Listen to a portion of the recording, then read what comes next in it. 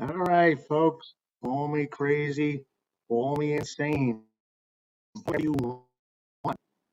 But I am here to tell you, I am here to tell you that we are now brand out in YouTube for our New York Mets Facebook group, baseball, New York Mets baseball, a way of life. Who's ready to take the plunge with me? The polar bear looks like he's ready to take a polar plunge. Look at him right up there. Uh-oh, look quickly. Please look quickly because he's gone. He's gone. Just like that. Gone. Well, anyway, as you can see, I'm new to this. I'm new to this for the New York Mets baseball way of life. So bear with me. But we're going to make this as great a baseball site for the New York Mets as we can. And I'll need your help. I'll need you to watch these YouTube casts. I'll need you to listen to the podcast. I will need you to join the group and participate. If you're a diehard Met fan, this is the place for you. Let me tell you. Now, on the podcast, it's been a smashing success for 2 months. We have a lot of people opting to listen to me ramble on about the Mets. And basically, we're going to do the same thing here. Going to do it once a day, probably in 2 episodes. The first episode, we'll talk about all the current highlights that have happened in the last 24 hours. And then we're going to do another segment based on this date in Met history. We're going to do fun stuff like what happened on this day in Met history, highlight certain games, events, birthdays, deaths, unfortunately, transactions, what's going on in the group, basically what's going on in the group, New York Mets baseball way of life. And it should be a fun venture. And I hope you guys join us here on YouTube or on the podcast or on the group site. We want this to be the best site possible for the New York Mets. Now, nothing about rambling on. Please stop me if you want to. I do have a tendency to ramble. What I'm going to do is, like I said, each day do one of these YouTube casts based on what's happening in the Mets currently. And then what I'm going to do is actually go ahead and do another one just based on this date in Met history in the past or profile of a player, etc., etc. It's a work in progress. I want you all to be patient with me, but I do want you along for the ride. So if you want to join, mission's free. It's painless, and we can do it. We can do it, folks. All right, back to what I was rambling on about, the Mets yesterday. Now, who thought that with Brandon Woodruff and the red hot Milwaukee Brewers coming to town, that if I told you the Mets would score 4 runs and win the ball game, it would have happened with Tylor. Remember Tylor, as we learned in the broadcast yesterday, it's Tylor Megill pitching against Brandon Woodruff. And the Brewers, they went 11 in a row, and they only lost one Sunday to the Pittsburgh Pirates. Just going to show you anything can happen on any given day in baseball. That's why I'll mention John Sterling, but John Sterling says that's why you never bet on baseball, because anything can happen. And it sure did. The Mets were getting mowed down by Mr. Megill. Yes, they were. And it looked like he's going to do what he normally does. But I'll tell you more as we go along on this. What happened? What happened? How Bill happened? What happened? Michael Conforto happened. What happened? Dominic Smith happened. Now, Stan, you're telling us all these names. Give us some details. Well, I'll tell you what. You know what's encouraging? We're seeing Dominic Smith and Pete Alonso heating up simultaneously. I tell you. And it couldn't come at a better time. We're playing a lot of quality opponents this month. And it's not only going to be the pitching that has to pull us through. We're going to need some offense, too. Now, with Alonso and Smith as our 3 and 4 hitters heating up, they can carry the Mets. And we saw a little bit of that on the Subway Series this weekend. And Monday, they were ready to inflict damage on another opponent, and by golly, they did. The tandem was central to a 7th-inning rally and finished with 3 of the team's RBIs in a 4-2 victory over the Brewers at Citi Field. The Mets won for the 3rd time in 4 games, extending the NL East lead to 4.5 games. Now, Pete Alonso, I love it when this guy's hot. He's good for the team. Sometimes I shake my head. Pete, why are you doing this? Why are you doing this? This whole Stevenson thing, sometimes I think he's a little bit scatterbrained when it comes to off-the-field activities, but you got to love his heart and desire. The LFGM thing, I'm not that fond of because little kids are involved, but I don't think Pete means harm, but I digress. Let's talk about what happened yesterday. Alonso smashed a go-ahead double for 2 runs in the 7th after Smith fouled a Francisco Lindor with a single. Smith drove in the Mets' first run of the game in the 5th inning. Now it came after a weekend in which Alonso and Smith combined for 3 homers and 7 RBIs, helping them make 2-3 against the Yankees. Now, Smith and Alonso will do the job, but you know what also needs to be done? We need guys like Nimmo and Lindor batting 1-2 to get on base. And if they get on base, that gives the batters like Smith and Alonso good pitches to hit, and all ties in. So we could see this starting to happen for the Mets. I sure hope so. I hope you agree. Because just hitting solo homers isn't going to get the job done. We need these guys to get on base, and what a relief it has been having Brandon Nimmo back, hasn't it? I love him. If you've been listening to the podcast, I cannot preach about Nimmo enough. To me, he's an all-star. No ifs, ands, or buts. He's doing everything a modern-day ball player should do. He gets on base. He upsets people on the base paths. He gets the job done. He's improved tremendously on defense. And he's a big reason why I think the Mets will just damn well win this thing, to quote Bob Murphy after the game against Philadelphia in the 80s. Now, the Mets reached the halfway point of the season with 44 victories. They have been in first place for 75 days, and that is the longest stretch by any team this season.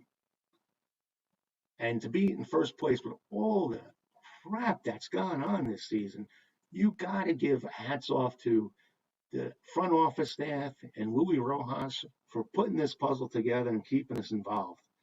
All the other teams in the NL East have the potential to be better than the Mets, but the Mets have been the best team in the East. And I couldn't be happier. You had weather delays, COVID, all these double headers you had to make up.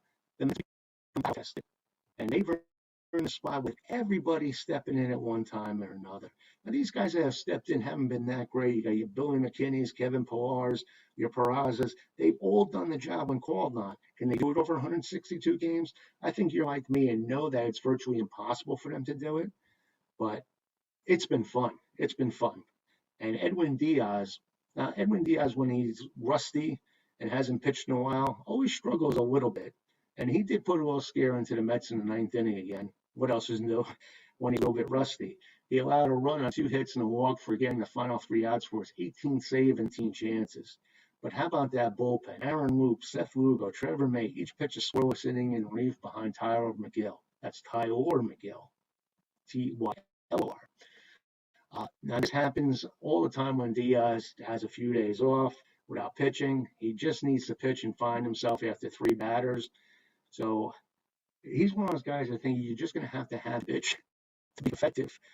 One guy who's been effective all year has been Brandon Woodruff. He brought a 1.87 ERA into the game for the Brewers, and easy peasy through the 7th inning.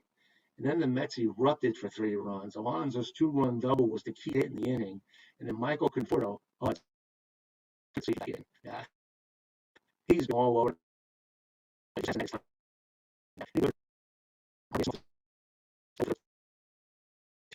And a magical 3rd time through the lineup. All these hitters were seeing their pitches, and they knew what they were looking for. So even a guy like Woodruff, when you get to him for the 3rd time, things happen. Magical things happen. Now, Nimmo's leadoff double in the 4th led the Mets tied at 1-1. Lindor's bunt moved Nimmo to 3rd, and Smith right side in the run. Nimmo has gone 5 for 14 in the Subway Series, and we needed that after returning from 2 months on the injured list. And he continues to make his presence felt at the lineup. And the best start of his 3 to begin his major league career Megill allowed 1 run on 2 hits and 2 walks and 7 strikeouts over 5 innings. The rookie right-hander was moved after 90 pitches. Now, Megill was coming off a 5-inning performance against the Braves, in which he allowed 3 earned runs and struck out 8. His major league debut a week earlier, he allowed 2 earned runs for 4 1/3 innings against the Braves. Well, he wasn't pitching against the Braves this year. He was pitching against the Brewers. Now, the Brewers are pitching deep, but they've had their offensive struggles just like the Mets this year. And Megill threw a lot of pitches. He got the job done, and he is built. He is a big dude on the mound, and he's got stuff. Like I said on the podcast, I've seen him pitch in the minor league highlights, and I'm sold. I am sold on Megill. I think he could be a back-of-the-end rotation starter, and he may be one of the missing pieces we're looking for come down the stretch. And I love Thomas Ibuki, but there's something going on in his head. I'm not sure what it is.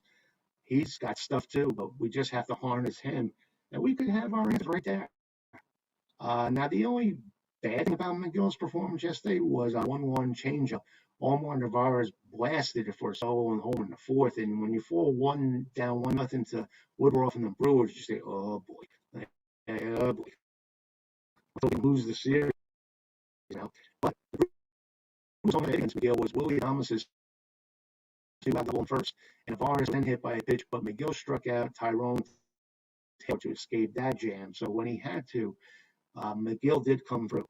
Now, Megill said he was doing a lot of his slider today, just a lot of fastball changeup. It was really working well, and he did throw a lot of change, throw a lot of pitches, but Brewers weren't really in contact except for one batter, and it really worked out for Megill, and that is so good.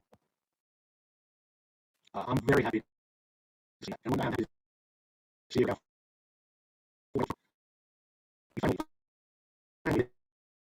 And I think we're all happy about that. And he's going to be a key cog for the Mets, no doubt about it. We need. I'm so glad that he was able to do something.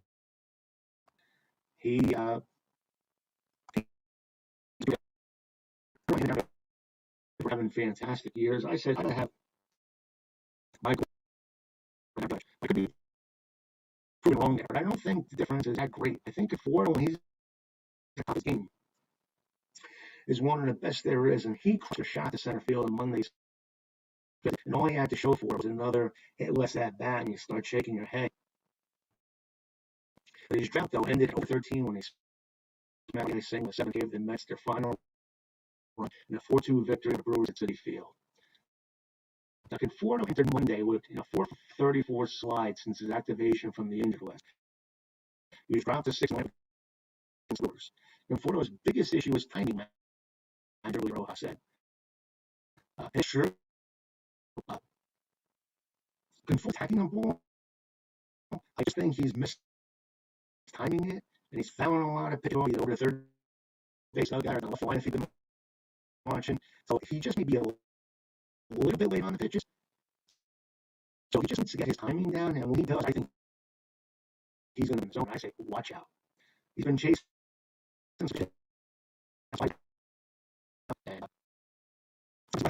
But these are things that we can predict. 7, 341, 293 slash line, which is 16 RBIs. And I always said when you're playing for a contract, you see players always seem playing better. So you just hope that's the case with Conforto. So I think he was meant to be a Met, but we'll see what happens. Yeah, there's only so much you can pay these guys. But hopefully he does well during the second half. What I'm hoping to do in the second half is J.D. Davis. The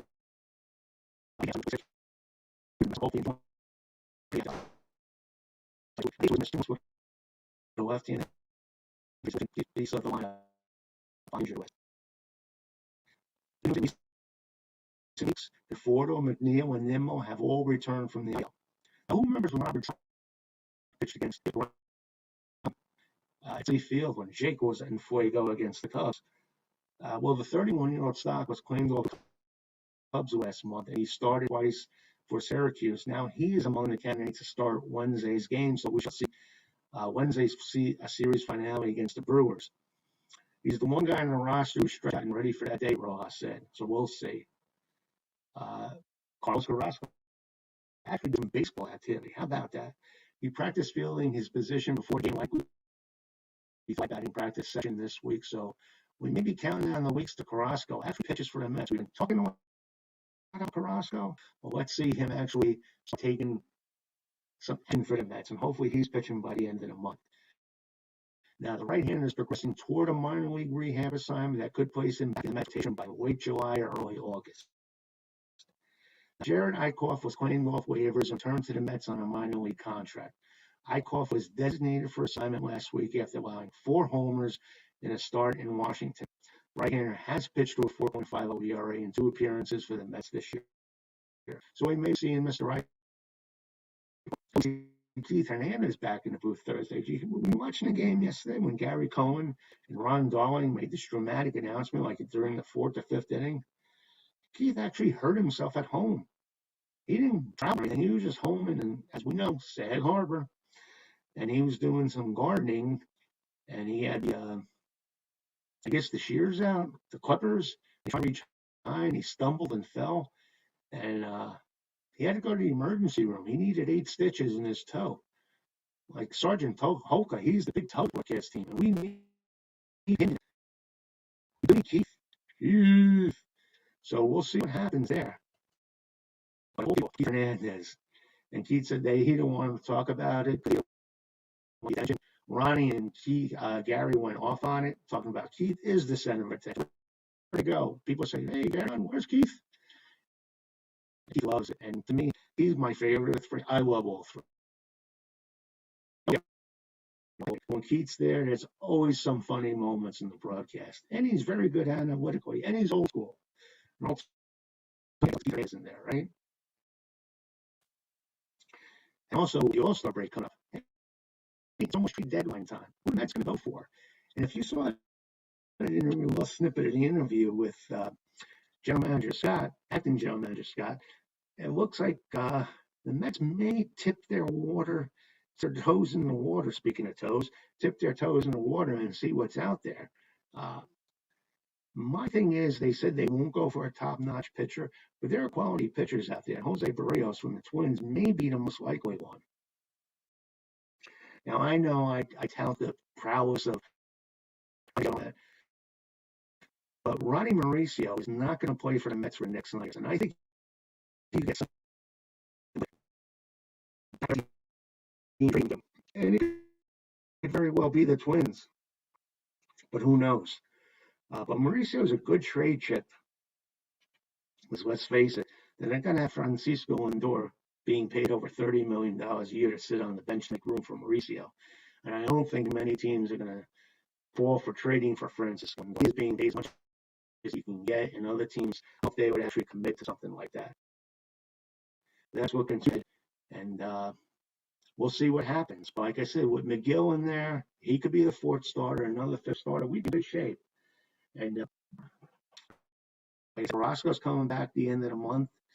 Syndergaard at the end of September. So basically what we need to do, when I say we, is just continue in first place. Because once you get to the playoffs, it's basically a 3-man rotation. So if we're at the end of July, if we're in good shape, like 6 or 7 games up, and knock on wood, we have a tough July schedule. I'm not making that. When you be 6 up, you may not have to make that trade. I don't know how you guys feel, but that's how I feel.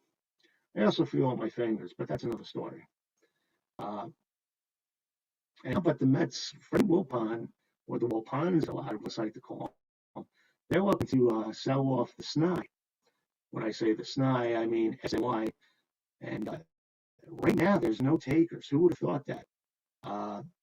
They're looking for $1 billion. Now, would they take less money? They probably would. But from what I hear, they're $800 million in debt. So that $1 billion will cover the debt they're in because they borrowed money against SNY, I guess, when they were going through tough times. So they really were a team that was just paupers, begging for money from all the different people and borrowing from SNY. They leveraged it to fund other stuff. So we'll see what happens. And it seems like even like Comcast, who has a partial interest in SNY, doesn't want to jump the gun. I like Comcast the way they handle it, but maybe $1 billion isn't much. Well, that's good. Based on that pre-pandemic, they're up 22%. So that's a win. They're a big TV draw, that's for sure. But we'll see. We'll see. I know even like the people who own the Yes Network declined, and the Sinclair Group, and all these other people. So we'll see what happens there. Well, I hope you enjoy this daily YouTube cast. Like I said, I'm going to do one covering the current events, and then I'll be back on in a little while talking about this day in history. So if you like it, please subscribe. We're changing the name of. I'm a Met fan. I'm not going to deny it. So I'm going to focus on my baseball attention doing these broadcasts of Mets. So the name of the YouTube channel now is New York Mets Baseball Way of Life. And what I'm going to do is, like I said, do the current story, this day in Met history, and even take some videos and pictures when I go to the game and show them for you. So hope this works. Please subscribe, hit like if you like it. And if you want to reach out to me, I'm on PHILSTAN41@gmail.com. Take care, guys. Talk real soon. Thanks again for all your support and watching this.